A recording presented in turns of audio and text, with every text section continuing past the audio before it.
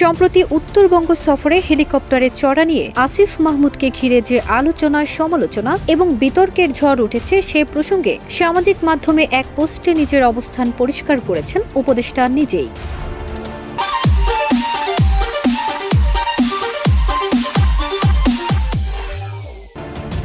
২৬ December চলমান বিতর্ক নিয়ে নিজ ভেরিফাইড ফেসবুক পেজ থেকে এক পোস্ট করেছেন অন্তর্বর্তী সরকারের উপদেষ্টা আসিফ মাহমুদ।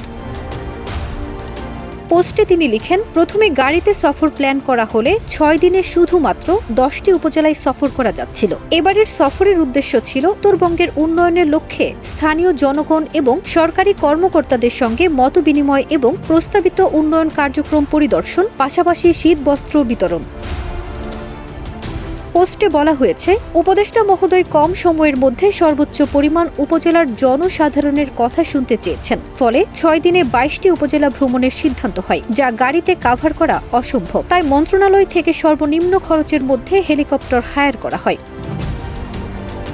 পোস্টে আরও বলা হয়, বিগত ২ দিনের সফরে ঢাকা থেকে যাওয়া আসা সহ মোট ৬ বার হেলিকপ্টারে যাতায়াত করেন তিনি।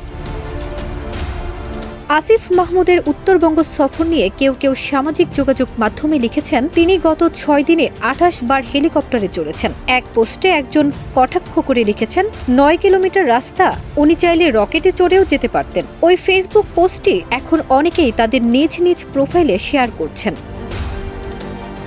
প্রসঙ্গত, সচিবালয়ে আগুন লাগার কারণে বৃহস্পতিবার উত্তরবঙ্গ সফর স্থগিত করে বৃহস্পতিবারই ঢাকায় চলে এসেছেন উপদেষ্টা আসিফ মাহমুদ সজীব ভুঁইয়া। ফারজানা নিকিতা, দেশ রূপান্তর।